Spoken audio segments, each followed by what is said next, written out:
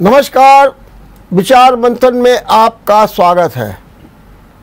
हिंदी, हिंदू, हिंदुस्तानी और हिंदू राष्ट्र के लिए जरूरी हो गया है कि हिंदू 4 बच्चों को पैदा करें।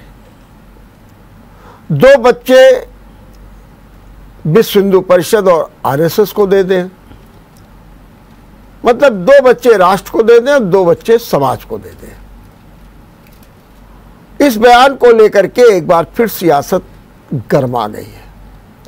सवाल उठ रहे हैं, एक ओर अपने देश में जनसंख्या नियंत्रण की बात होती है, दूसरी ओर इस तरीके के बयान होते हैं। क्या हिंदू राष्ट्र के लिए आवश्यक है कि 4 बच्चे पैदा किए जाएं? अपने में ये एक अहम सवाल है और इसी सवाल पर आज हम चर्चा करेंगे। और इस चर्चा में भाग लेने के लिए हमारे साथ 3 मेहमान जुड़े हैं। तीनों ही बड़े अनुभवी हैं और अपनी बात को तर्कसंगत ढंग से रखते हैं। हमारे साथ हैं भारतीय जनता पार्टी से धर्म प्रकाश गुप्ता जी, मैं आपका बहुत बहुत स्वागत करता हूं। हमारे साथ है समाजवादी पार्टी से डॉक्टर नितेंद्र यादव, मैं आपका भी बहुत बहुत स्वागत करता हूं। और साथ में हमारे साथ कांग्रेस से हैं अतर नईम, मैं आपका भी बहुत बहुत स्वागत। सबसे पहले धर्म प्रकाश जी, आप तो कल रामोत्सव में गए भी थे, आपने देखा भी, वहाँ पर साध्वी ऋतंबरा ने ये बयान दे दिया हिंदू 4 बच्चे पैदा करें। हम आपको ये भी बता दें कि इसके बाद जब एक रिपोर्टर ने उनसे कहा कि आपके इस बयान से बवाल हो जाएगा, तो उन्होंने कहा हो जाने दीजिए, बवाल कोई बात नहीं है, हिंदू राष्ट्र बनना चाहिए। क्या कहेंगे इस बारे में आप? देखिए, धर्मो रक्षते रक्षिता। धर्म राष्ट्र का प्राण होता है और राष्ट्र धर्म के लिए जब भी जरूरत पड़ेगी वो उपाय करना पड़ेगा। जब मुगलों के आक्रमण हुए उस समय गुरु गोविंद सिंह ने या सिख धर्म के गुरुओं ने कहा कि भाई आप अपना परिवार का बड़ा लड़का हमको दे दें। क्यों? कि धर्म की रक्षा करनी है, वरना पूरा जो हमारा नैतिक ढांचा है वो चरमरा जाएगा। और ये आप देख रहे हैं। और दुनिया में एक बायोलॉजिकल कंट्रोल तो भगवान करता है, तो उसके हिसाब से नैसर्गिक बातें आपके दिमाग में आती हैं, क्योंकि इसके अलावा जो परिस्थितियां बन रही हैं, ऐसा प्रतीत होता है कि छोटी लाइन को बड़ी लाइन खींचनी पड़ेगी, छोटी लाइन को छोटा दर्शाने के लिए। इस स्थिति में आज हम आ गए हैं, वरना हमको इस प्रकार का सोच ही नहीं आना चाहिए। इस सोच के लिए पहली बात तो ये देखा जाए, सोच के लिए जिम्मेदार कौन है? जिस प्रकार से पूरे देश में जुलूस निकालने पर, रामनवमी के जुलूस निकालने पर दंगे हुए, जिस प्रकार हुए, सब सामने आ रहा है। आवश्यकता क्या है? हम छोटे थे, हमारे पिताजी होली खिलाते थे, उसमें तमाम मुस्लिम महिलाएं, मुस्लिम निकलते थे, तो पिताजी कह देते थे नहीं तो कोई इनके ऊपर रंग नहीं डालते, ये लोग होली नहीं खेलते। लेकिन रामनवमी में अगर एक मेस के लोगों ने कहा कि भाई आज यहां पर नॉनवेज ना परोसा जाए, तो वो नैतिक मौलिक अधिकार हो गया। मौलिक अधिकार से बड़ा होता है मौलिक कर्तव्य। आप सबके साथ सामंजस्य में रहें। तो क्या धर्म प्रकाश जी आप मानते हैं कि अब हिंदुओं को 4 बच्चे पैदा करना चाहिए? आपकी बातों से साफ दिख रहा है, जिसे आपने कहा कि धर्म की रक्षा के लिए, तो क्या आज आप ये मान रहे हैं कि हाँ, हर हिंदू को 4 बच्चे पैदा करना चाहिए? 4 बच्चे आप पैदा करें न करें, हाँ, लेकिन धर्म और राष्ट्र की रक्षा के लिए आपको अपने परिवार से कुछ अर्पण करना पड़ेगा। अपने परिवार के किसी ना किसी सदस्य को राष्ट्रभक्ति शाखा में जाना पड़ेगा। राष्ट्रभक्त शाखा मतलब मेरा आरएसएस की शाखा से मतलब नहीं है, हाँ, विंग कह लीजिए। कि आपको राष्ट्रीयता के बोध में जाना पड़ेगा और उस क्षेत्र में काम करना पड़ेगा। ये परिवार का एक नैतिक दायित्व बनता जा रहा है। चलिए, आपने बिल्कुल ठीक है। नितिन जी क्या कहेंगे? ये कह रहे हैं, इन्होंने साफ बात संकेत दे दिया कि परिवार में कुछ भी हो, एक सदस्य को तो अब जाना ही होगा। हालांकि वो 2 सदस्य बताए हैं, लेकिन हमारे धर्म प्रकाश जी कहना कि अब समय तो पड़ ही गया, कुछ ना कुछ तो करना ही पड़ेगा। क्या कहेंगे? धर्म न दूसर सत्य समाना, आगम निगम सो वेद बखाना। ओम पूर्णमदः पूर्णमिदं पूर्णत पूर्णमुदच्यते पूर्णस्य पूर्णमादाय पूर्णमेवावशिष्यते। ये धर्म का सूत्र है। भारत ऐसा देश जो दुनिया को संदेश देता है।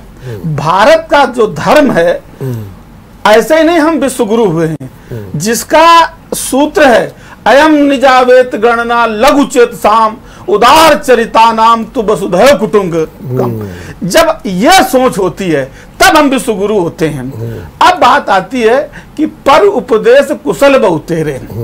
कुछ लोग उपदेश दे देते हैं, लेकिन क्या खुद अपने ऊपर इंप्लीमेंट कर सकते हैं? और जिन लोगों पर आज हम चर्चा करने बैठे हैं, जिनके बयान को, वो अच्छे कलाकार तो हो सकते हैं, क्योंकि हम कथावाचकों को संत नहीं मानते हैं। क्योंकि हमारी संत परंपरा, जो सनातन धर्म की, भारत की संत परंपरा है, वो बहुत एक शक्तिशाली और बहुत सम्मानित संत, यानी इतना बड़ा पद है जिसको भारत के, हो सकता है कोई लोग ना जानते हो, मैं चैनल के माध्यम से दर्शकों को भी आज बताना चाहूंगा। संत जो है वो सर्वोत्तम डिग्री है अध्यात्म शास्त्र की। पहली डिग्री है ऋषि, फिर मुनि, फिर देवर्षि, फिर ब्रह्म ऋषि, फिर महर्षि, फिर विभूति, और फिर अंतिम डिग्री है संत की। जैसे कि आज की जो शिक्षा पद्धति में है, primary, middle, high school, intermediate, स्नातक, परास्नातक, फिर डॉक्टरेट। जो पीएचडी करता है वो डॉक्टर लिखवाता है। ऐसे ही अध्यात्म शास्त्र में जब कोई ऋषि होता है पहले, फिर मुनि होता है, फिर देवर्षि होता है, फिर ब्रह्म ऋषि होता है, फिर महर्षि होता है, फिर विभूति होता है, और फिर कहीं जाकर वो संत होता है। वही समाज का मार्गदर्शन करने की हैसियत रखता है। जैसे कि डिग्री कॉलेज में प्रोफेसर वही होता है जो पीएचडी करके आता है। प्राइमरी पास को किसी कॉलेज का प्रोफेसर नहीं बनाया जा सकता है। तो हम उन लोगों की बात को आदर्श नहीं मान सकते, क्योंकि ये तो सरकार की गाइडलाइन है। ये सरकार की भी गाइडलाइन है कि सरकार ने भी 2 बच्चों का प्रमोशन की बात की थी कि 2 बच्चों से ज्यादा जिसके होंगे उनको सरकारी नौकरियां नहीं होंगी, उनको सरकारी, लेकिन उसमें भी कुछ बात आ गई थी, एक बच्चे का प्रमोशन था। अगर उस विषय में नहीं जाना चाहेंगे, आज ही के मुद्दे में रहेंगे। तो मेरा तो सिर्फ इतना ही मानना है, इस तरीके के बयान सिर्फ और सिर्फ समाज को तोड़ने की बात कर सकते हैं। क्योंकि राष्ट्र कोई एक व्यक्ति नहीं है, एक पार्टी नहीं है, एक कोई संगठन नहीं है। भारत देश के अंदर रहने वाला एक एक बच्चा उस राष्ट्र का पार्ट है। जैसे हम सनातन धर्म में कहते हैं कि अपने से दिखने वाला विश्व ही विश्वरूप परमात्मा है। उसकी जब हम उसकी चर्चा करते हैं तो नाम रखते हैं कि ये तो बोले परमात्मा के अंग हैं। जैसे बात करें कि नितेंद्र, तो नितेंद्र कहाँ है, तो मैं पूरे शरीर को टच करूंगा, कहीं नितेंद्र नहीं मिलेंगे। इस पूरे का नाम नितेंद्र है, लेकिन हाथ में टच करेंगे तो ये हाथ है, ये सर है, ये नाक है, ये मुंह है, कान है, मतलब हर शरीर का एक अंग है। ऐसे राष्ट्र पूरे भारत के रहने वाले एक एक बच्चे को जब मिलाते हैं तो राष्ट्र का निर्माण होता है। जैसे उसको तोड़ने की बात होती है तो मैं उनको राष्ट्र दो ही कहता हूं। नहीं, ये तो कह रहे हैं कि हिंदू राष्ट्र के लिए, अब हिंदू राष्ट्र होने जा रहा है ना, बिल्कुल। मैं आज इस पर राष्ट्र के लिए ऐसा जरूरी है। डॉक्टर साहब, मैं एक प्रश्न पहले कर लेना चाहता हूं। अभी तक मेरे दिमाग में ये जो हिंदू राष्ट्र, मुझे बहुत सारे लोग मिलते हैं, बहुत सारे संगठन के लोग मिलते हैं जो चर्चा करते हैं हिंदू राष्ट्र। अभी तक मुझे हिंदू राष्ट्र की परिकल्पना नहीं समझ में आई कि हिंदू राष्ट्र कैसा होगा, उसमें कौन लोग रहेंगे, कौन नहीं रहेंगे, क्या होगा, उसका संविधान ये रहेगा कि नहीं रहेगा। आज मैं चाहता हूं कि यह बात स्पष्ट हो जाए, क्योंकि जब भी मैं हिंदू राष्ट्र पर सवाल करता हूं क्या ऐसा होगा, कहना ये भी नहीं होगा, ऐसा होगा, ये भी नहीं होगा, तो आखिर हिंदू राष्ट्र में क्या होगा, आज मैं इसकी परिकल्पना भी स्पष्ट करना चाहता हूं। एक लाइन में धनप्रकाश जी, एक लाइन में जरा ये हिंदू राष्ट्र की जो सोच रहे हैं नितिन जी, जरा बता दीजिए इनको, एक लाइन में बताइए, डिटेल में मत बताइएगा। देखिए, हम तो वसुधैव कुटुंबकम की बात करते रहे हैं सदैव और करते हैं, लेकिन जो राष्ट्रों का, देशों का, प्रांतों का बंटवारा हुआ वो एक संस्कृति के आधार पर हुआ। और ये जो हिंदू है, शब्द जो हिंदू आया, ये इस भूखंड से आया। हम इसको हिंदू राष्ट्र मानते हैं और यहाँ के रहने वाला हर व्यक्ति हिंदू है। आज भी विदेश जाते हैं तो वहां पर हिंदुवी मुसलमान लिखा जाता है हज में। तो माना आपका कहना है कि भूभाग में रहने वाले हर व्यक्ति को हिंदू कहते हैं, तो हिंदू राष्ट्र का मतलब फिर क्या होगा? रहते हैं तो रहते हैं, हमारी राष्ट्र का मतलब जरा समझा दीजिए। हिंदू राष्ट्र का मतलब यह है जो यहाँ की परंपराएं पल्लवित और पोषित हुई हैं, जिन परिस्थितियों में हम रहते रहे हैं, जो हमारे विचारशील और मनीषियों ने जिन परंपराओं को यहाँ पर बांधा, बनाया, बढ़ाया, उसका हम पालन करें। ये नहीं हो सकता कि हम यहाँ रहे हैं, आदर्श कहीं बाहर को माने, वो नहीं, क्योंकि राष्ट्र सर्वोपरि है, यही और वही परिकल्पना हमारी हिंदू। अगर आप चाहें तो इसमें बड़ा बढ़िया उदाहरण दिया है नेहरू जी ने, जब लिखी भारत की खोज, तो उन्होंने एक उदाहरण दिया कि मैं जहां जाता था लोग भारत माता जय की नारा लगाते थे। तो मैंने एक युवक से पूछा भारत माता है क्या, तो उसने कहा आपको भारत माता नहीं मालूम। जैसे नितिन जी ने अभी कहा कि ये पैर है, ये हाथ है, लेकिन पूरा नितेंद्र है। तो वो जो पूरा राष्ट्र है, ये भारत है, ये हिंदू सनातन परंपरा का वाहक है, और ये एक राष्ट्र भूमि है जो हमारी हिंदू राष्ट्र की कल्पना है। इसमें एक लाइन और समझ, बहुत अच्छी, आज अच्छी बहस हो रही।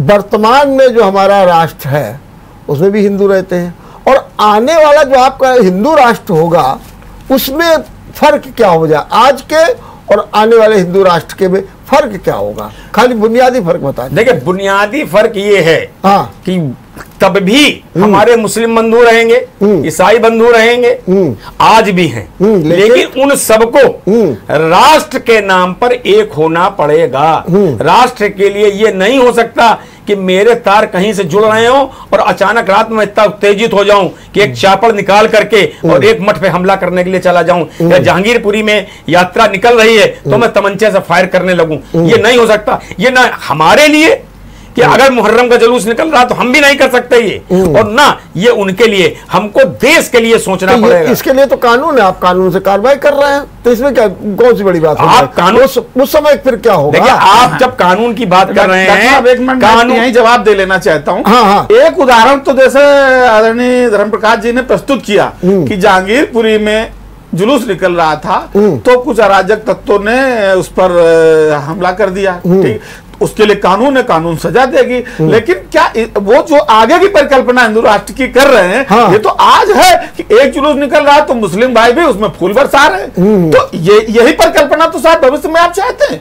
तो वो परिकल्पना तो आज इसी परिस्थिति में अगर भारत के संविधान को पूर्ण रूप से लागू कर दिया जाए, और भारत के संविधान को अगर ये लोग लागू, और नहीं आप नहीं मानते हैं, और आपकी अरे भाई, कानपुर में रामलीला सोसाइटी की आधी, एक मिनट, रामलीला सोसाइटी परेड की सबसे बड़ी यात्रा निकलती है, उसका 60% हिस्सा मुस्लिम बस्ती से होकर के निकलता है। उसमें कभी दंगा नहीं हुआ, क्यों नहीं हुआ? हम इसको, यही मैं कह रहा हूं, ये सहिष्णुता हमें होनी चाहिए। ये मुनव्वर रावण थोड़ी कि साहब अगर योगी जीत जाएंगे मैं यूपी छोड़ दूंगा। चलिए, ये थोड़ा विषयांतर। अतुल जी, अब जरा कुल मिला के आप समझाइए कि ये जो 4 बच्चों के पैदा करने की बात हो रही है, क्या हिंदू राष्ट्र के लिए ये जरूरी है क्या? डॉक्टर रमेश वर्मा जी, मेरे सपा के और भाजपा के साथियों ने, विशेष रूप से भाजपा के साथी ने जितना समय चैनल का इसमें लिया, क्या मैं उसका चौथाई ले लूं? हाँ, बिल्कुल बिल्कुल बिल्कुल। देखिए, साध्वी रितंबरा जी ने जिस कारण ये बात कही है, मुझे तो लगता है कि एक प्रतिस्पर्धा बनाई उन्होंने, जैसा कि उनके नेता और वर्तमान मुख्यमंत्री योगी जी ने कहा था कि 20 बनाम 80 की लड़ाई है, तो उस 80 को वो 4 गुना करना चाहते हैं। तो मैं अपने साथी जो भाजपा के मित्र हैं, हमारे भी बहुत व्यक्तिगत मित्र हैं, धर्मप्रकाश गुप्ता जी, मैं इनसे इसके अनुसरण की आशा करूंगा कि अगले जनवरी फरवरी में जब वैलेंटाइन आए तो मैं इनको मिठाई देने आऊँ, ये शुरुआत करें, पहला बच्चा हो इनको, बहुत इनके लिए क्षमता की बात है। नाती पोते की अलग बात है, दायित्व इनका भी बनता है कि 4 बच्चे पैदा करें, और अगर प्रतिस्पर्धा की बात है तो सारी प्रतिस्पर्धा कर डालें, गरीबी की कर डालें, अपड़ होने की कर डालें, उजड़ होने की कर डालें, पंक्चर बनाने की कर डालें, सब करें जो जो इनको ठीक लगे। ये केवल एक तय होता है भाजपा का, आरएसएस का, कि हम काम नहीं कर पा रहे हैं, लोग महंगाई पर ना बोले, लोग बेरोजगारी पर ना बोले, ऐसी बातों को उठाओ कि जन चर्चा में ये बातें आ जाएं। इन्होंने 10-12-15 बातें कही, जहांगीरपुरी कहा, योगी जी के मठ में वो नेपाल की करौली जो लेके आया, बहुत सी हैं, कहाँ तक मैं जवाब दूं, समय नहीं बचेगा। तो अगर विषय पे ही बात होती रहे तो ज्यादा अच्छा, मैं आदि भी हूं उसका। अगर 4 बच्चे पैदा करने का उन्होंने एक सुझाव दिया है, आदेश तो मैं नहीं कह सकता, हो सकता है भाई राजमाता हो तो आदेश भी हो सरकार को कि सरकार करे, तो सरकार के मुखिया केंद्र के और प्रदेश के ये भी अनुसरण करें, जिनके पास पत्नियां नहीं हैं, बाकी लोग करें, बहुत अच्छी बात है। तो एक बायोलॉजिकल गुणाभाग से 50 करोड़ लोगों ने मान लिया कि बच्चे पैदा किए, 2 करोड़ हो गए। तो अभी जितनों को नौकरी दे रहे हैं, अभी जितनों को रोजगार दे रहे हैं, एक अनुपात लगा लें कि विश्व के हम सबसे बड़ी जनसंख्या के देश होंगे, तो क्या जो 2 करोड़ साल में नौकरी देने की बात कही थी, 2 करोड़ बच्चे जब होते चले जाएंगे, 200 करोड़ हो जाएंगे, तो उसका क्या प्लान है, क्या तय है? बहुत दूरगामी और बहुत दूरदृष्टि का नेता बताते हैं ये लोग मोदी को, तो ये प्लान भी बात करें, डिस्कस किया होगा। और पूरा भी नहीं हुआ डॉक्टर साहब, बिल्कुल उन्होंने जो कहा है कि 2 चले जाएं आरएसएस में, 2 चले जाएं बजरंग दल में या जिस भी दल में, माँ बाप के लिए नहीं रहे, वो मेहनत करके बच्चा पैदा करें। एक शोले फिल्म 30-40 साल पहले आई थी, उसका उदाहरण देके अपनी बात समाप्त करता हूँ। असरानी कहता है अपने सिपाहियों से, आधे उधर जाओ, आधे इधर आओ, बाकी मेरे पीछे आओ। माँ बाप के लिए वही बचेगा, बाकी मेरे पीछे आओ, आरएसएस को दे दो, बजरंग दल को दे दो, यानी काम आम कुछ ना करो, ऐसे ही बैठे रहो, एक हुड़दंग ब्रिगेड बनाते रहो और उस पर ही देश और राष्ट्र चलेगा। दुनिया जब सुनती होगी, विश्व में क्या संदेश जाता होगा कि भारत में ये मजाक की बातें राजनीति में होती है। सर झुक जाता है। जहां तक धर्म प्रकाश जी ने राष्ट्र की बात कही, राष्ट्र को कोई खतरा नहीं है, राष्ट्र को किसी प्रकार का कोई खतरा नहीं है, राष्ट्र मजबूत है और मजबूत रहेगा। ये सोचना, ये कल्पना करना कि राष्ट्र कमजोर हो रहा है, ये देशद्रोह की बात है, ये अच्छी बात नहीं है, निंदा की बात है, चाहे ये करें या इनकी रितंबरा करें। चलिए धर्म प्रकाश जी, मैं आपसे 2 सवाल आपके सामने प्रस्तुत कर रहा हूं। रितंबरा जी कह रही हैं 2 बच्चे हैं तो आरएसएस को दे दो और सीधे सीधे आप जो है विश्व हिंदू परिषद को दे दो। अगर आप आरएसएस की थ्योरी सुनिए जरा, मोहन भागवत क्या कहते हैं। मोहन भागवत का पहला बयान आया कि जो जनसंख्या का संतुलन बिगड़ रहा है, 50 साल की नीति बनाई जानी चाहिए। फिर एक बयान और आया जिसमें वो लोग संकेत देते हैं कि 2 बच्चे होने चाहिए। फिर एक संकेत आता है, फिर वो कहते हैं कि नहीं, हम ये नहीं कह रहे कि 2 बच्चे हो, ये सरकार तय करे कि कितने बच्चे होने चाहिए, लेकिन कुल मिलाकर जनसंख्या का नियंत्रण होना चाहिए। जिस आरएसएस को बच्चे देने की बात की जा रही है उसकी ये थ्योरी है। विश्व हिंदू परिषद को ले लीजिए। विश्व हिंदू परिषद क्या कहता है, जब उत्तर प्रदेश में पिछले 21 में जब ये आया कि 2 बच्चों का कॉन्सेप्ट लिया जाए, तो लॉ कमीशन की जब रिपोर्ट आई तो उसमें एक शब्द और जोड़ दिया गया कि अगर एक बच्चा होगा तो उसे विशेष इनिशिएटिव दिए जाएंगे।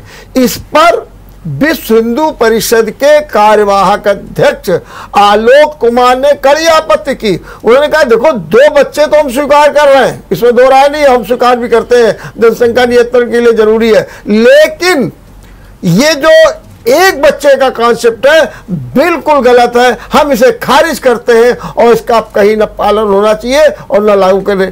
तो जो विहिप और आरएसएस जनसंख्या नियंत्रण की बात कर रही है उसको ही साध्वी रितंबरा 2 बच्चे देने की बात कर रही है, 4 बच्चे पैदा करने की बात कर रही है। ये कौन सा कॉन्सेप्ट है, ये कौन सी सोच है जो आरएसएस और विश्व हिंदू परिषद जो नहीं मानती है उसको रितंबरा जी देने की बात कर रही हैं? क्या कहेंगे आप इस बारे में? रितंबरा जी एक साध्वी हैं और उनको जब ये वेदना होती है तो पहले तो आप संघ का दर्शन हल्का सा समझाना मुझे जरूर पड़ेगा। हाँ, थोड़ा संक्षेप में, क्योंकि संघ के दर्शन में केवल प्रचारक ही नहीं होते, हमारे स्वयंसेवक होते हैं और हमारा स्वयंसेवक हम उससे 1 घंटा 1 दिन में चाहते हैं कि आप शाखा पर जाइए, संस्कार लीजिए, आप अपने कार्य को प्रामाणिकता से करिए। हम ये मानते हैं कि एक व्यक्ति लोटा होता है तांबे का, अगर वो मांझा रोज नहीं जाएगा तो वो काला पड़ जाएगा, लिहाजा उसमें संस्कार हो, और विश्व हिंदू परिषद भी यही चाहता है। एक वाली जो आलोक जी की बात थी, पूरी दुनिया में अगर कोई भगवान के बाद संस्था है तो वो विवाह है। अगर विवाह को हटा दीजिए तो पूरी दुनिया के रिश्ते खत्म हो जाएंगे। अगर सारे लोगों के एक एक हो जाएंगे तो ना मामा होगा, ना मामी होगी, ना बुआ होगा, ना फूफा होगा, ना चाचा होगा, ना ताऊ होगा। फिर क्या रहेगा? क्या केवल हमारा पशुवत हो जाएंगे हम? केवल खाएंगे पिएंगे मर जाएंगे? नहीं, आप इसका जवाब हमको दीजिए कि जो आरएसएस जनसंख्या नियंत्रण की बात करती है, जो विश्व हिंदू परिषद 2 बच्चों की बात करती है, आरएसएस 2 बच्चों की बात करती है, तो फिर ये जो साध्वी का 4 बच्चों का है, ये कहां मेल खाता है? उनका क्या ये विश्व हिंदू परिषद और आरएसएस के खिलाफ है? ये मैं पूछ रहा हूं आपसे। ना खिलाफ है। हाँ। वो आज की परिस्थितियां देख करके व्यथित हैं। उनको ये लगता है राष्ट्र रक्षा के तो लिए। इसके माने आपका आरएसएस नहीं व्यथित है, आपका विश्व हिंदू परिषद नहीं व्यथित है, कोई व्यथित नहीं है, खाली साध्वी जी व्यथित है। 4 बच्चों को पैदा करने की बात कर रही है। केवल साध्वी जी को क्यों लेते हैं? हम तो इसलिए कह रहे हैं ना, हम तो व्यथित नहीं आया। हाँ। हम हमारी व्यथा साथ साथ ये भी है कि जनसंख्या का नियंत्रण भी होना चाहिए, संतुलन भी नहीं बिगड़ना चाहिए, और इसके साथ साथ देश में ये किसी को अलाउ नहीं होना चाहिए कि वो अपनी जनसंख्या की ताकत के बल पर दूसरे को झुकाने की कोशिश करें। ये संभव नहीं हो सकता है। जी एक प्रश्न तरफ से कर लीजिए कि क्या इनके बयान से सहमत है या नहीं सहमत है? इतना पूछ लीजिए। वही तो मेरा सवाल ये था। आप काली ये को बता दीजिए कि जो आरएसएस सहमत है कि और विहिप का जो बयान आया उससे आप सहमत हैं, या जो साध्वी रितंबरा के बयान में तो इन्होंने कह दिया कि हम चाहते हैं कि एक होना चाहिए? मेरा सवाल सीधा सीधा ये है कि आरएसएस का जो बयान है या विश्व हिंदू परिषद का बयान 2 बच्चों वाला है, आप इससे सहमत हैं? और क्या आप ये नहीं मानते कि ये साध्वी रितंबरा का बयान विहिप और आरएसएस की पॉलिसी के खिलाफ है? नहीं, कतई नहीं। हाँ, इसलिए कि जो वर्तमान परिस्थितियां जितनी तेजी के साथ बदली किसके माने मान लें कि वर्तमान परिस्थितियों का आरएसएस नहीं कर पा रही है, विश्व हिंदू परिषद नहीं कर पा रही है। आप रितंबरा जी के मूल को समझिए। सबसे बड़ी बात यह है कि जैसा भी हमारे अतर भाई ने उदाहरण दे दिया, तो साध्वी ने यह नहीं कहा कि 4 बच्चे दे दीजिए, उन्होंने माँ बाप के लिए 2 बच्चे छोड़ने की बात कही है। वो तो मैं कह रहा हूं, उसमें कोई दिक्कत नहीं, उसमें कोई दिक्कत नहीं। लेकिन देश के लिए आपको दृढ़ निश्चयी और डेडिकेटेड लोग चाहिए। वो परंपरा हमें डेवलप करनी पड़ेगी। और साध्वी रितंबरा का जो जिस्ट है, जो उसका अंतर कथन है, वो यही है कि हमें ऐसी संस्कृति बनानी होगी कि जिसमें हमें घर का एक बेटा राष्ट्र के लिए आगे बढ़ाना होगा, बढ़ाना होगा, बढ़ाना होगा। चलिए नितिन जी, एक मिनट जरा, नितिन जी क्या बोलेंगे? आप बोलिए जल्दी से। नहीं, मैं ये कहना चाह रहा हूँ, अपने धर्म प्रकाश जी ने बहुत विस्तार से 2 बातें कही। एक तो मैं ये कहना चाहता हूँ कि आदरणीय मुंशी प्रेमचंद जी ने एक बात कही थी कि सांप्रदायिकता सदैव संस्कृति की दुहाई देते हुए निकलती है। ठीक है, उसे अपने असली रूप में निकलने में जैसे लज्जा आती है, इसलिए वो संस्कृति की खाल ओढ़कर निकलती है। ये मुंशी प्रेमचंद जी ने कहा था। दूसरा, आपकी बात से एक बात निकल करके साफ आ रही कि आरएसएस, विश्व हिंदू परिषद और इनके और सारे अनुसांगिक संगठन ये मुंह से कुछ और कहते हैं, लेकिन इनके मन में कुछ और रहता है। तो ये बात तो करेंगे जनसंख्या नियंत्रण होना चाहिए, 2 बच्चे होने चाहिए, बल्कि एक ही होना चाहिए, राष्ट्र होना चाहिए, लेकिन इसके पीछे जो इनकी मंशा होती है वो बिल्कुल विपरीत होती है और कहीं ना कहीं इनके लोगों के विचारों से, और जब ये जोश में होते हो तो निकल जाता है। एक बात। दूसरी बात, जैसा अभी इन्होंने कहा था कि जब मुगलों के आक्रमण हुए तो गुरु गोविंद सिंह जी ने सबसे एक व्यक्ति मांगा, वो और आज की परिस्थिति, उस समय का राष्ट्र छोटी छोटी रियासतों में था, राजा थे और राजाओं की अपनी अपनी छोटी छोटी फौजें थी। कोई एक ऐसा राष्ट्र नहीं था जिसका एक प्रधानमंत्री हो और उसके पास अपनी सेनाएं, और जब जैसे आज भारत की सेनाएं हैं, तो अगर डिमांड करनी चाहिए तो हर घर से एक बच्चा भारत की फौज की तरफ जाना चाहिए, जो भारत की सीमाओं की रक्षा करेगा। वो राष्ट्र प्रेम होना चाहिए भारत के अंदर रहने वाला प्रत्येक। मैं तो कहता हूं कि ये वो लोग जो भी हिंदुत्व की बात करे, जो इस्लामिक राष्ट्र की बात करे, या और किसी मतपंथ संप्रदाय की बात करे, असली राष्ट्रद्रोही तो ये है। मैं तो ये कहता हूं 1947 के बाद ये देश हिंदुस्तान है ही नहीं, तो यहां हिंदुत्व जैसी ऐसी कोई बात नहीं होनी चाहिए। ये भारत है और यहाँ भारतीयता और सभी भारत का संविधान ये कहता है कि सबको अपने अपने मत पंथ संप्रदाय को विश्वास, पूजा, अभिव्यक्ति, इसकी आजादी है, वो करें, लेकिन इसका देश के निर्माण में कहीं कोई बाधा नहीं होनी चाहिए। मैं एक लाइन में एक बात और कह के खत्म कर रहा हूं। एक हमने पुस्तक पढ़ी थी, उसमें एक लेसन था रूल्स ऑफ द रोड, तो उसमें एक लाइन आई थी कि हमारी स्वतंत्रता वहीं समाप्त हो जाती है जहां आपकी नाक शुरू होती है। हम चाहे जैसे हाथ हिलाएं, खूब ठूसा चलाएं, लेकिन जहां धर्म प्रकाश जी की नाक शुरू होती वहीं से मेरी स्वतंत्रता खत्म हो जाती कि ये वहां से उनका क्षेत्र है। तो ये इस तरीके की चीजें अब एक लाइन में ये अगर आप धर्म प्रकाश जी की बात सुने तो अभी आप कह रहे हैं ना कि पंथ धर्म सब लोग अपने अपने हिसाब से काम कर रहे हैं, तो ये भी तो वही कह रहे हैं, लेकिन ये फर्क ये कह रहे हैं कि भाई ये नहीं होना चाहिए कि अब जहांगीरापुर से हमारा रामनवमी जुलूस चल रहा तो आप पत्थर मार दें, ये अब हम बर्दाश्त नहीं करेंगे।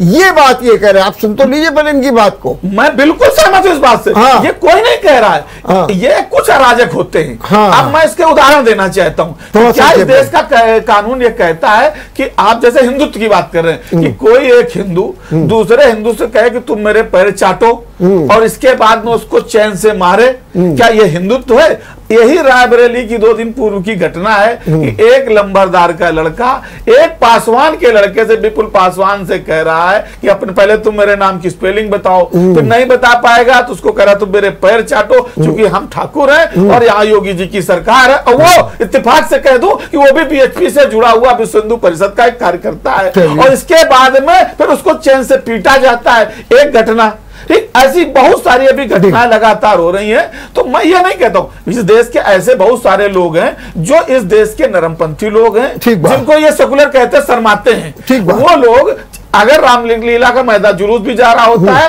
और रामनवमी का जुलूस होता है, उसमें फूल फेंकने का भी काम करते हैं, उनको पानी पिलाने का, शरबत बांटने का भी काम करते हैं, लंच पैकेट देने का भी काम करते हैं। वो ऐसे लोग हैं जिनकी ट्रेनिंग ये संगठनों में दी जाती है, चाहे वो सिमी का संगठन हो और चाहे वो बीएचपी का संगठन हो। अतुल जी, एक सवाल हम जोड़े देते हैं, बाकी तो आप जो कुछ कहना कहिए। एक सवाल ये जोड़े देते हैं, धर्म प्रकाश जी ने एक बात और कही, बड़े संकेतों में कह दिया, उनका ये भी हम नहीं चाहते हैं कि कोई दूसरा प्रभुत्व जमाने की कोशिश करे, कोई दूसरे लोग अपनी जनसंख्या के द्वारा अपनी बढ़ोतरी करें, हम ये भी नहीं चाहते। उन्होंने भी कहा। अब आप संकेत समझ गए होंगे, क्या कहेंगे आप? थोड़ा दोनों को उत्तर दीजिए। मुझे समय दीजिएगा। हाँ, थोड़ा संक्षेप में कीजिए। हाँ, देखिए, मेरे लिए संक्षेप और भाजपा के लिए सबके लिए संक्षेप है। देखिए, ऐसा है, बार बार इन्होंने राष्ट्र बहुत कमजोर हुआ जा रहा है, इसी 8 साल में हुआ, इसी में जनसंख्या बढ़ाने की बात है, प्रतिस्पर्धा करने की बात है।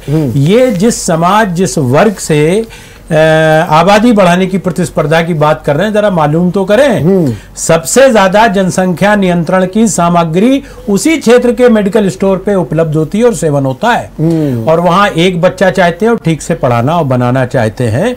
इनको बहुत मुबारक हो कि 4 बच्चे नहीं 16 बच्चे करें, 4-4, 8-8, 10-10 बीवियां करें। जो ये आरोप लगाते रहे वो सब करें, ठीक है, और उसका प्रतिफल सामने आएगा। आज देश की जनता हास्यास्पद मान रही है, विश्व में इस बयान को लेकर के मजाक उड़ रहा है। ट्विटर पर देखें और जो ट्रोल की होती है उस पर देखें, जिसके ये बहुत बड़े सेनापति, इनके यहाँ करोड़ों रुपया महीने का खर्च होता है, इनकी आर्मी है, ट्रोल आर्मी, वो आज पलट के विश्व इनके ऊपर कर रहा है।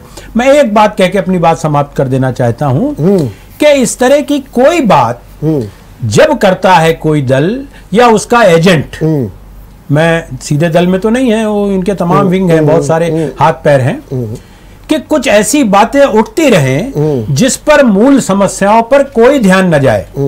अभी जो पूरा चुनाव हुआ 10 तारीख को, जिसका रिजल्ट आया, कैसे आया, क्या क्या आया, क्या क्या इन्होंने छल छदम किया और कैसे जीते हैं, उससे अलग हट करके ये जो चुनाव हुए हैं जिसमें एक एमपी शत्रुघ्न सिन्हा भी जीते हैं और विधानसभाओं में इनकी जमानतें तक जब्त हुई हैं। ये ध्यान रखें कि लोग समझ रहे हैं कि आपके द्वारा बढ़ाई गई महंगाई को आप रूस और यूक्रेन के नाम पे न डालिए। आपके द्वारा प्रायोजित करके ये जो दंगे करा रहे हैं आप, पहले कभी नहीं ऐसा हुआ है। ये सब आपके करने में 8 साल से बहुत देश मजबूत हाथों में है। पुलिस क्या कर रही थी, रख लीजिए, नेशनल कई चैनल पे, मैं नाम नहीं लेना चाहता हूं, ये डिबेट हुई है, मैंने बात रखी है, आप भी रख सकते हैं जहांगीरपुरी पे या जहां कर भी, पूरे विस्तार के साथ बात करूंगा। आपके समय का और शीर्षक का, विषय का अतिक्रमण नहीं करना चाहता, लेकिन ये बहुत हास्यास्पद विवादास्पद है, और अगर करना चाहते हैं तो करें, उनको मुबारक हो, पत्नियों से पूछ लें, महिलाओं से पूछ लें, ऐसा ना हो कि महिलाएं इनके विरोध में खड़ी हो जाए। ठीक बात। पहले अनुसरण यही कर लें भाजपा के जो बैठे हैं। ये बात अभी कई बार उभर के आ रही है कि ये 8 साल में ऐसा क्या हो गया।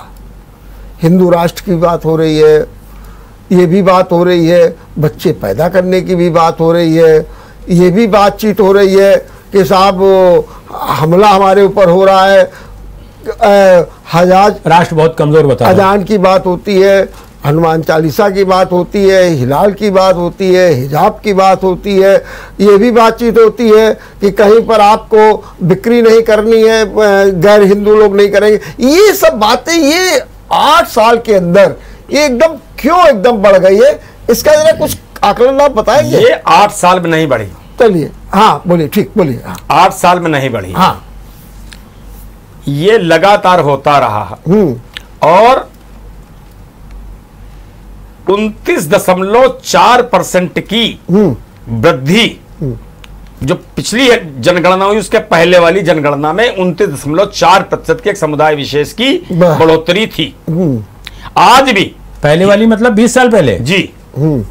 और है आपके पास वो जनगणना? हाँ जनगणना नहीं, ये वर्गीकरण करके है। हाँ ये वर्गीकरण करके गूगल में उसको भी प्रस्तुत करने का उसको भी दे देंगे, गूगल में है। हाँ चलिए। आज स्थिति ये है कि नहीं है सही। हिंदुओं की जनसंख्या की बढ़ोतरी 1.8 है, एक समुदाय की विशेष बढ़ोतरी 2.4 है। ये मेरे अपने आंकड़े नहीं है, नहीं उनकी जमाने की सरकार के आंकड़े बता रहे हैं, टोटल में बता रहे हैं, टोटल में बता रहा हूं मैं। अब बात इस चीज की है कि जेएनयू में एक दिन में तो माहौल नहीं बन गया ऐसा, या ये ताकतें एक दिन तो डेवलप नहीं हो गई। आज आजाद कश्मीर की बात होती है। जेएनयू और मास वितरण पे मैं थोड़ी सी बात करूंगा। जो आजाद कश्मीर की बात थी, आज हम अपना हिस्सा कश्मीर क्यों वापस नहीं ले पा रहे हैं? हमारे अंतर्विरोध हैं, अपने हमारे अंतर्विरोध हैं हमारे लोग पर। आप सर्जिकल स्ट्राइक करके ये किसी ने अप्रिशिएट नहीं किया कि आपने घर में घुस के मारा, बल्कि आप गए थे, कितने मारे थे, आप पारदर्शिता बताई। आज जो चीजें खुल रही इसलिए खुल रही कि आज हम पारदर्शी हैं। तो क्या एक बात मैं आपकी बात बोल रहा हूं, क्या आपका जैसा कहना है कि एक वर्ग विशेष समुदाय की आबादी बढ़ रही, क्या यही आपकी सबसे बड़ी चिंता है? और क्या इसी का निराकरण आप हिंदू राष्ट्र में चाहते हैं? कारण उसके कारण है। हाँ वही आज देखिए यूक्रेन और रसिया का उदाहरण आपका बहुत बड़ा सामने है कि यूक्रेन बहुत बड़ा रास्ता, बहुत बड़ा पोर्शन था, लैंड पोर्शन, वो अलग हो गया। आज रूस उस पर क्यों कब्जा करना चाहता है? क्यों करता? मतलब आप क्या चाहते हैं? क्या नहीं, हम नहीं करते। आप समझिए, हम जहां रूस को कंडेम करते हैं वहीं हमने तो किसी के ऊपर हमला नहीं किया। अगर इंदिरा गांधी के जमाने में उन्होंने उसको बांग्लादेश फॉर्म किया, हमने ये बात नहीं की कि बांग्लादेश को हिंदुस्तान में मिला दीजिए। हमने अभी अखंड भारत की बात हम जिंदगी भर करते रहेंगे। का बयान आ गया, तो उसका क्या उसका कारण समझिए। अभी 3 दिन पहले एक डिबेट में ही था कि यदि जो स्थितियां हो रही, जैसे लंका की जो स्थिति हो रही है या पाकिस्तान की जो स्थिति हो रही है, अगर ये कल को ये कहे साहब आप मुझको अपने में मिला लीजिए, तब आप क्या करेंगे? तब हमारी अखंड भारत की कल्पना काम करेगी, बिल्कुल करेगी। लेकिन हम किसी के ऊपर जोर जबरदस्ती करके, जिहाद करके या कुशिज्म करके हम उनको जीतना नहीं चाहते। हम मानसिक तौर पर उनको राष्ट्रवादी बनाना चाहते हैं। ऐसी क्या बात है कि अच्छा एक मिनट हम आपसे बात करेंगे राष्ट्रवादी बनाने की, माने वर्ग विशेष। तो उस राष्ट्रवादी की परिभाषा क्या होगी और वो कैसे राष्ट्रवादी बनेगा, इसका हम आपसे उत्तर लेंगे एक छोटे से ब्रेक के बाद। ब्रेक के बाद आपका एक बार फिर स्वागत है। हम सबसे पहले धर्मप्रकाश जी से केवल एक लाइन में जानना चाहेंगे कि जिस वर्ग विशेष की बात आप कर रहे हैं राष्ट्रवादी बनाने की, तो उसको कैसे राष्ट्रवादी, किस रूप में आप देखना चाहते हैं, वो क्या करें कि वो राष्ट्रवादी हो जाए? बस इतना हमको बता दीजिए। वो इस धरती को अपना आदर्श माने। हाँ। और जो क्या अभी नहीं मान रहे? क्या अभी नहीं मान रहे? अभी यही तो समस्या है। हाँ। कि उनके जो पुरोधा है उनको मानने नहीं दे रहे हैं। हाँ। बस इस चीज का देखिए, आप भी कानपुर रहने वाले, मैं भी कानपुर रहने वाला हूं। ये ऐसी कौन सी हमारी मजबूरी है कि पैजामा छोटा ही होना चाहिए, कुर्ता लंबा ही होना चाहिए, टोपी केवल क्रोशिया की ही होनी चाहिए? पूरी दुनिया में फैशन बदल रहा है। नहीं तो हम कहते हैं कि क्या आपको आपत्ति है, कोई क्या पहनता है, क्या क्या करता है, कौन टोपी लगाता है, तो फिर आपकी फिर आप लोग ऐसी ही बात करके ये कब से परंपरा हो गई कि कोई लंबी चोटी ही रखेगा, लगाएगा, मेरा मतलब ये जो फेनेटिक सेंस बढ़ रहा है, ये फेनेटिक सेंस ये सब हमें राष्ट्रवाद लगा आपको ले जाना है, राष्ट्रवाद की ओर ले जाना है। राष्ट्रवाद का। अच्छा एक बार नितिन जी जरा थोड़ा समझा दीजिए हमको कि ये कह रहे हैं कि ये स्वीकार नहीं करते हैं कि यहाँ के वर्ग विशेष के लोग अपनी इस धरती को जो है स्वीकार करते हैं कि मेरी अपनी है। दिक्कत इनको खाली ये हो रही है और यही पाठ ये राष्ट्र कौन सा मानक है जो कह रहे हैं स्वीकार करते हैं? मैं जवाब ये चाहते हैं ये राष्ट्रवादी हो जाए, तो क्या करना चाहिए आप बताइए डॉक्टर साहब। ये धर्म प्रकाश जी बहुत विद्वान व्यक्ति हैं, मुझे थोड़ा सा संकोच लग रहा है इनकी जानकारी पर। शायद इन्हें नहीं पता है तरानाए हिंद भारत का किसने लिखा है, गणबन किसने लिखा, इस भारत के तिरंगे झंडे का निर्माण किसने किया, और अब्दुल कलाम जैसा व्यक्ति इस देश को क्या क्या दे करके गया है। क्या ये राष्ट्रवादी लोग नहीं थे?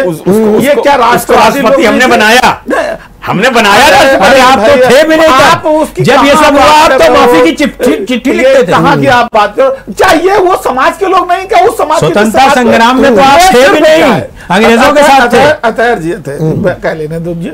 ये जब देश की आजादी के आंदोलन की लड़ाई हो रही थी, मौलाना अब्दुल कलाम आजाद से लेकर के, जब मौलाना अब्दुल कलाम आजाद से कहा गया कि आपको एक विशेष संप्रदाय वाले बाहुल्य से चुनाव लड़ना है, उन्होंने साफ रिजेक्ट किया था कि ये क्या आपको आप कह रहे हैं कि हम एक संप्रदाय के ये उस समय ये उनको ऐसे लोग, ये कानपुर जहां बैठे हैं, ये मौलाना हजरत मुआनी और गणेश शंकर विद्यार्थी की सरजमी है, यहाँ की गंगा जमुनी तहजीब दुनिया को प्रस्तुत करते हैं। ये बात बार बार इंडिकेट करके तमाम ऐसे राष्ट्रभक्त लोग हैं हर समुदाय के, जिनके मन में कहीं ना कहीं पीड़ा पैदा होती। आप किसी संप्रदाय विशेष को मत कहिए, आप उन अराजक तत्वों को कहिए जो कट्टरता परोसी जा रही जिनके सामने, और जो कट्टर होकर के एक मजहब की धारा पे बह करके और भाई से भाई को लड़ाने का काम करेंगे, उसमें चाहे किसी संप्रदाय का हो। मैं चूंकि मेरी विचारधारा थोड़ी अलग है, मैं इस चीज से सहमत हूँ, मैं दुनिया का आपसे इस चीज से सहमत हूँ, मैं बोल दो तो फिर आप दुनिया का धर्म तो फिर आज आप ये कहिए कि हम वर्ग विशेष को नहीं वर्ग विशेष के सुन लीजिए उसका, जहां हसरत मोहानी की बात हुई, हसरत मोहानी नहीं, ये बात तो नहीं हुई कि धर्म प्रकाश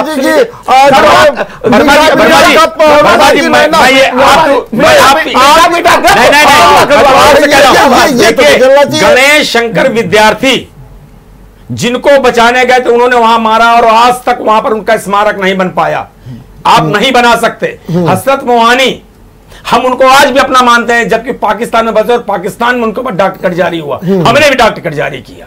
हम तो मानते हैं, हमने कहा आज वंदे मातरम गाने में आपको संकोच है, हमें संकोच नहीं है, किसी को संकोच हमें सारे जहां से अच्छा गाने में हमें कोई संकोच नहीं है, हमें तो कोई संकोच नहीं है। रहीम को मानने में हमें कोई संकोच नहीं है, हम तो रहीम को मानते हैं, हमें क्या संकोच। एक मिनट बस, अतः जी आप कुछ कह रहे थे? हाँ, मैं ये कह रहा सवाल था का जवाब लेना कि धर्म प्रकाश गुप्ता जी ने एक बात कही कि जिस दिन रामनवमी थी उस दिन जवाहरलाल नेहरू यूनिवर्सिटी के एक हाल में ये कहा, बीजेपी का जो एबीवीपी स्टूडेंट विंग है, कि आज मीट मांस नहीं बनेगा। ठीक है, और उस पर लेकर के इन्होंने और तमाम बड़े बड़े राष्ट्रीय प्रवक्ताओं ने भी बहुत बात कही। मैंने कहा, पूछा कि एक छोटे से हाल में या कहीं चिकन विकन बेचने वाला रख के बेच रहा, उसको मारपीट के बंद करा देने में, आप ये बताइए पूरे राष्ट्र में हजारों कत्ल खाने, ये कत्ल खाना शब्द अमित शाह का कहा हुआ है जब वो गृह मंत्री नहीं थे, अभी इनके नेता थे और कैंपेन कर रहे थे, चुनाव बार बार कहते थे। उनसे संपर्क है उनका, और उन्हीं संप्रदाय के मानने वालों का उसमें पार्टनरशिप का है। वो क्यों नहीं बंद कराए? जहां हजारों करोड़ों डॉलर का बीफ एक्सपोर्ट होता रहता है विदेशों में, वो बंद कराते, तब तो बात मानते। गांधी जयंती के दिन तो बंद होता है, एक बना हुआ है कांग्रेस के जमाने से। लेकिन जयंती में ये सुन लीजिए, आपने वो हिम्मत क्यों नहीं की? उन बड़े कारखानों को, जो बीफ के कारखाने हैं पूरे देश में फैले, आपके संरक्षण में, आपकी पार्टनरशिप में, आपका पैसा लगा, आपको धन आता है, आप बेच रहा है कहीं चिकन का ढाबा, उस पर अटैक करके चाहते हैं कि टीवी में आए और आपकी चर्चा हो, आपका एक बयान छपे और एक शोर मचे। ठीक बात।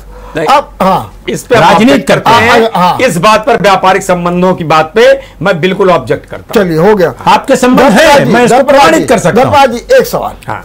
हिंदू राष्ट्र में वर्ग विशेष के लोग कैसे राष्ट्रवादी बनेंगे? जरा थोड़ा संक्षेप में समझा दीजिए। देखिए, एक राष्ट्रवाद की एक कल्पना है जो भारत माता कल्पना है, यानी चाहे वो केरल हो, चाहे कोयंबटूर हो, चाहे श्रीनगर हो, चाहे लद्दाख हो, चाहे भुज हो, ये सब मेरा अपना ही है और मैं इसके लिए क्या कर सकता हूं। कौन कहता है अलग है? मेरे किसी ऐसे कार्य से कोई काम नहीं। विभाजन की मांग किसने रखी? विभाजन धर्म के आधार पर विभाजन की मांग किसने आपकी थ्योरी सभा की थी। आज जिसकी बात आपने रखी थ्योरी आपकी थी। मेरा धर्म प्रकाश जी से सवाल है, क्या सावरकर आपके हैं? मानते नहीं मानते खारिज करिए, तो बात नहीं। अगर धर्माधारित, हम तो धर्माधारित देश हित को आगे मानते ही हैं। जहां विभिन्न धर्म में कैसे हो सकता है? कैसे नहीं हो सकता? हमारा संविधान नहीं मानता। इसके पहले क्या हुआ नहीं? क्या राजा हरि सिंह जब श्रीनगर में थे, वहां पर तमाम मुसलमानों ने कहा कि हम धर्मांतरण कर लें? उन्होंने कहा नहीं, आपको कोई धर्मांतरण करने की आवश्यकता नहीं है, आप जैसे पहले रहते तो रहिए। आप मुझे ऐसा राजा बता दीजिए जिसके हमारे मुस्लिम संप्रदाय के लोग न रहे। इतना बड़ा राजस्थान है, वहां कितनी रियासतें रही, वहां कितने वजीर रहे। अरे लक्ष्मीबाई के साथ गुलाम गौस खां, उनका तोपची रहे झांसी में। नहीं, वो सारे बहुत सारे उदाहरण। अरे अजीमुल्ला खान को लेकिन आप किसी पर कुछ थोप कैसे सकते हैं? क्या निर्णय? मैं ये प्रश्न पूछ, केवल मेरा ये, मुझे आप किसी पर थोप कैसे सकते हैं? अपना विजन भी तो मैं नहीं थोप रहा हूं। आप लोग चूंकि कंफ्यूज बहुत हैं। हमें अजीमुल्ला खान चाहिए, सरकार चलाना नहीं आता है। हमें देखिए, आपको कोई राजनीतिक चाहिए। सरकार हम आपसे बढ़िया चला रहे हैं, घटिया चला रहे हैं। आज ही आया देश कर्जे में है, कर्जे में है। अरे आज यह 16.7% लोग भुखमरी में आ रहे हैं। कम हुई है। ये मेरी नहीं, यूएनओ की रिपोर्ट है। महंगाई कम हो गई, यूएनओ की रिपोर्ट है। यूएनओ की रिपोर्ट 16.7% गरीबी कम हुई है। बात करते हैं। अरे आप पढ़ लीजिए अखबार। अडानी और अंबानी अमीर हो रहे हैं, बाकी सब गरीब हो रहे हैं। नितिन जी कुछ पूछ रहे हैं, नितिन बोले क्या करेंगे? पहले तो आगे प्रश्न चला गया, लेकिन अब ये आज की जो नई अभी डिबेट आ गई, इस पर गरीबी की बात कर रहे हैं। मैं बताना चाहता हूं कि पिछले 67 सालों में इस देश में 55 लाख करोड़ रुपए का कर्जा था।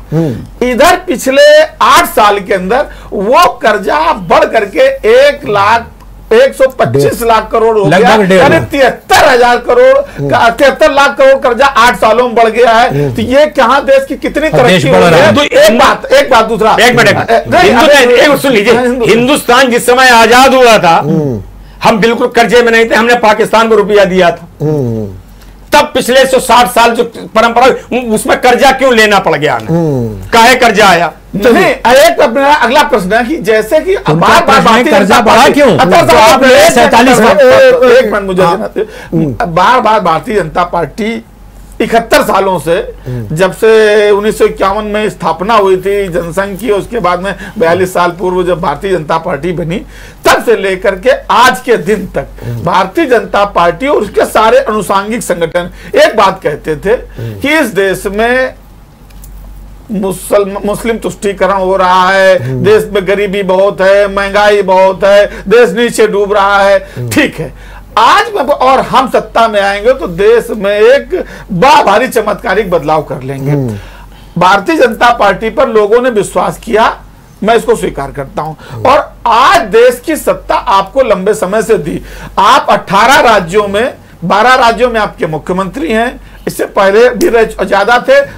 6 राज्यों में आपकी साझेदारी की सरकार है, यानी 18 राज्यों में आपकी सरकार है। देश का पूरा प्रधानमंत्री से लेकर राष्ट्रपति, उस मोहल्ले का सभासद, आप जहां रहते हैं उस मोहल्ले का सभासद, उस क्षेत्र का विधानसभा का विधायक, वहां का मंत्री, मुख्यमंत्री प्रदेश का, देश का प्रधानमंत्री, भारतीय जनता पार्टी विधायक। तो आपने ये अब आप क्या चाहते हैं कि भारत आपको ऐसा क्या दे दे जिससे कि आप देश में बड़ा भारी परिवर्तन कर देंगे?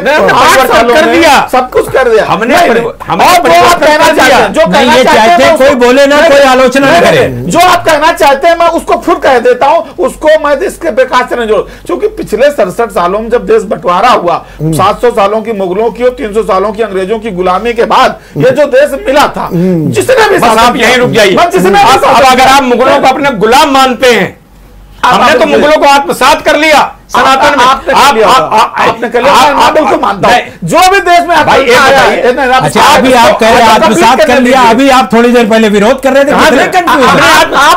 वो विरोध कर रहे हैं,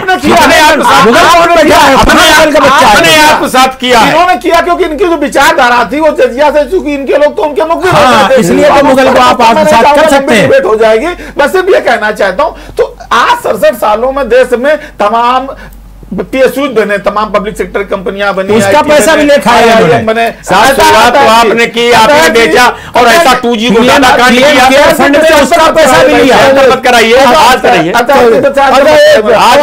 डेवलपमेंट हो गया। और आपने जो 370 हटा दी, आज POK का अधिकृत कश्मीर ले लेंगे, इसमें कौन सा व्यक्ति आपके खिलाफ है? हम तो चाहते हैं कि नेताजी मुलायम सिंह जी रक्षा मंत्री थे, सदन में बयान दिया कांग्रेस बिल्कुल खिलाफ, चाइना 1 किलोमीटर घुसने कोशिश, कांग्रेस तो बिल्कुल खिलाफ। आप शांति के नाम पर कुछ भी करेंगे, खिलाफ होंगे, हम शांति चाहते हैं। 1 सेकंड में जवाब दे दूं, बस बात खत्म।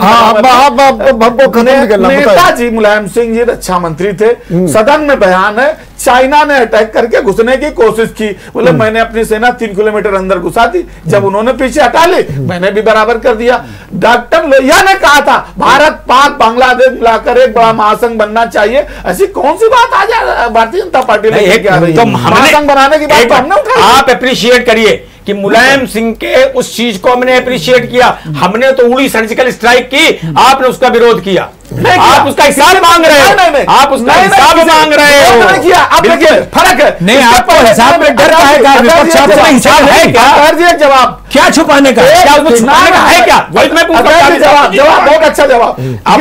पहला सर्जिकल स्ट्राइक नहीं था, इससे पहले भी बहुत सारे सर्जिकल स्ट्राइक नहीं मानते हैं। ये कहते हैं जो किया क्यों प्रचारित किया, ऐसा क्या डर था? ऐसा क्या डर नहीं था? आप उस पर राजनीति करते हैं, झूठ बोलते हैं। आप नहीं कर रहे राजनीति, नहीं किया हमने, आप कर रहे हैं, कभी नहीं किया। पाकिस्तान जैसे छोटे देश पर कोई सर्जिकल स्ट्राइक नहीं हुई करते। आपने अपनी भारी बना आज भी शास्त्री जी की मौत, चलिए संदेहास्पद है। क्यों कि अच्छा अटल जी की सरकार रही, जनता पार्टी में आप रहे, अभी 8 साल से हैं, खोल डालते, उनका खोल लेते आप। नेताजी सुभाष चंद्र बोस केवल झूठ फैलाते हैं, केवल झूठ फैलाते हैं, संदूक फैलाते हैं। ये तो रिकॉर्ड करा, 6 संदूक नेहरू जी ने गायब किए। चलिए एक मिनट, कौन से संदूक गायब किए? जो आजादी फौज का खजाना था। चलिए ये मैं नहीं कह रहा, फाइलें बात। अच्छा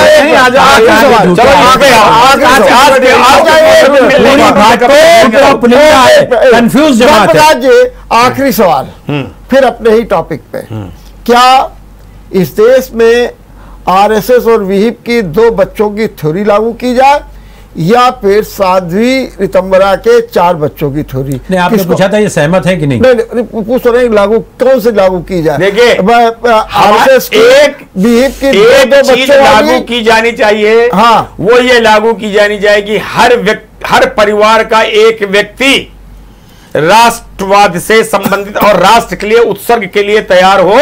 ये हमारा बेसिक बात है। इसके लिए चाहे जो कुछ करना पड़े, इसका इंटरप्रिटेशन आप कैसे ही करें। इस पे मेरा 30 सेकंड का सुन लीजिए।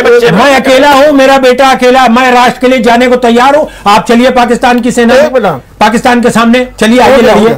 यहाँ बातें करना बहुत बड़ी बात है। अगर साहस है तो हम शहीद होके आएंगे या उनको मार के आएंगे, और आप भाग के आएंगे पीठ लाशें व्यापार करते उठाई है हमने, राजनीति करते हैं लाशों पे, लेकिन वहां से देश के लिए क्या चाहिए? आखिरी सवाल। मैं धर्म प्रकाश जी की आधी बात को पूरा करना चाहता हूं। धर्म प्रकाश जी कह रहे हैं कि हर परिवार का एक व्यक्ति राष्ट्रवादी होना चाहिए। मैं कह रहा हूं कि पूरा पूरा देश पूरा पूरा परिवार राष्ट्रवादी होना चाहिए, जो जहां हो वो सब लोग रहते हैं।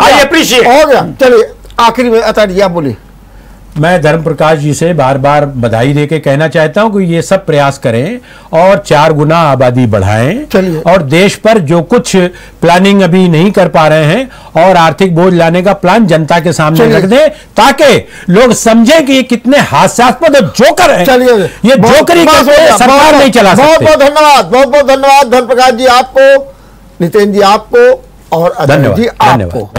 आज एक अच्छी बात रही कि आज की डिबेट का विषय जो भी रहा हो, लेकिन बड़ी बहुआयामी हो गई, जिसमें विभिन्न प्रकार के मुद्दे भी उठे, धर्म भी उठा, अध्यात्म भी उठा, राष्ट्र भी उठा, बहुसंख्यक अल्पसंख्यक सबकी बातें होती और एक कई प्रकार के मामले सामने आए। लेकिन निष्कर्ष सिर्फ यही है कि परिवार में अगर कोई व्यक्ति है तो राष्ट्रवादी तो सब हो, लेकिन कुछ राष्ट्र के लिए भी समर्पित करें, ये सबसे बड़ी बात है। चाहे जिस रूप में हो, राष्ट्र की सेवा करें।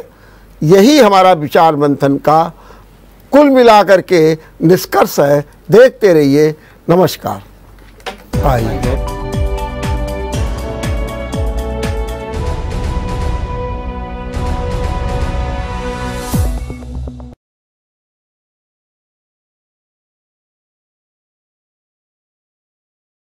अगर आपको हमारा वीडियो पसंद आया हो तो हमें लाइक करें, सब्सक्राइब करें और ज्यादा से ज्यादा शेयर करें। और हाँ, बेल आइकॉन दबाना ना भूलें ताकि हर खबर का अपडेट आप तक पहुंचे तुरंत।